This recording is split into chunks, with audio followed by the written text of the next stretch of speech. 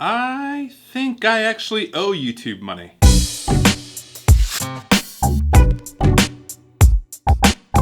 Such a pleasure to be back. My name is AlexBeltran and I talk about real estate tricks, tips, and topics. So, if you want the latest on everything real estate related, go ahead and smash that subscribe button, hit that little bell because, YouTube favors higher sub counts. Oh, and so you never miss out on a video either. So let's point out the elephant in the room. As of the time of this recording, I only have 608 subscribers, which is 600 more subscribers than I thought I'd ever get. As many of you may know, it takes 1,000 subscribers and 4,000 watch time hours to get your channel monetized on YouTube, which I clearly don't qualify for. Yet. Even once I qualify, it's evidently clear that I won't be seeing those big time YouTube checks anytime soon. I should also point out that I've never seen YouTube as a source of direct income. What I mean is, even if YouTube was not monetizable, I would still upload to YouTube because it's part of a bigger plan, a marketing plan. In case you don't know, I'm a real estate agent and I'm using YouTube, a free to upload platform, to expand my brand. You see, real estate agents are constantly being taken advantage of. Now I know what you must be thinking. Oh, poor real estate agent, let's get him a free Starbucks gift card. No, don't do that. I don't drink coffee. If you're gonna get me anything, go ahead and get me some green tea matcha from David's Tea. When you become a real estate agent, you're gonna get lots of phone calls from companies that are trying to sell you leads, marketing material, ad space, signs, you name it. And of course, with the demand, those companies will provide the supply.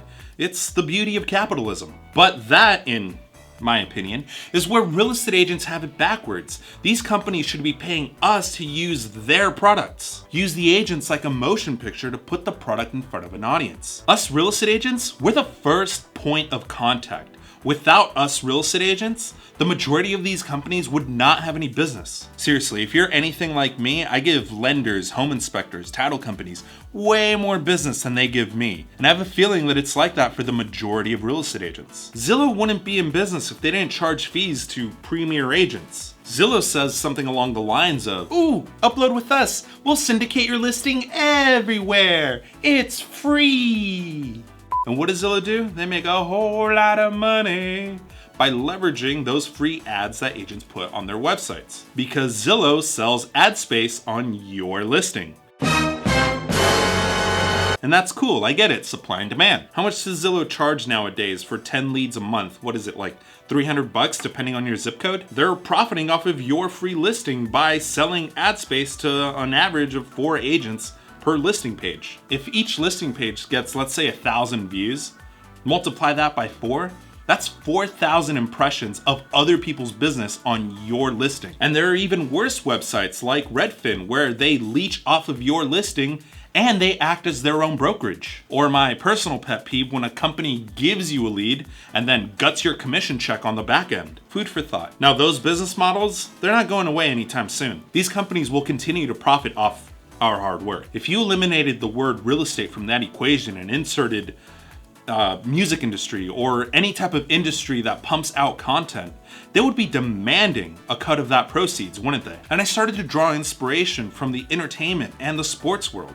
Valentino Rossi gets paid by Yamaha and Monster Energy drink. Michael Jordan gets paid by Nike. Ryan Serhant, a celebrity real estate agent, has a paid sponsorship with Chase Bank. When was the last time a bank paid you money? The list can go on, and other than being insanely talented in their craft, what do these fine folk have in common? They generate revenue from exposure of their content, from exposure of their product. Which brought me to my next train of thought. Exposure is expensive. I know this because I pay for marketing. AdWorks, AdWords, flyers, commercials, you name it, it's expensive. And what's worse is if you stop paying, they stop running and no more exposure. Okay, look, devil's advocate. We all have to pay our dues. That's all part of the process. Fair. After all, you can't just walk into the first day of community college and just declare yourself a doctor. You have to sit down and learn something first. Like the great philosopher Tupac Shakur said, "All eyes on me. And while those eyes are on me, get paid for the views." Enter YouTube. I will admit, getting YouTube off the ground is hard. And if you're a YouTuber that relies on YouTube as your primary source of income, then bravo. You are a much smarter person than I will ever be. Besides, who would ever watch real estate content? I mean, I was hesitant to upload videos to the World Wide Web that are related to real estate topics, which include finances, business strategies, knowledge of the law, marketing, and sales. And I was getting inside of my head with all my insecurities as well. And then I thought to myself, well, wait a minute. I mean, I have to talk about this stuff in real life anyway.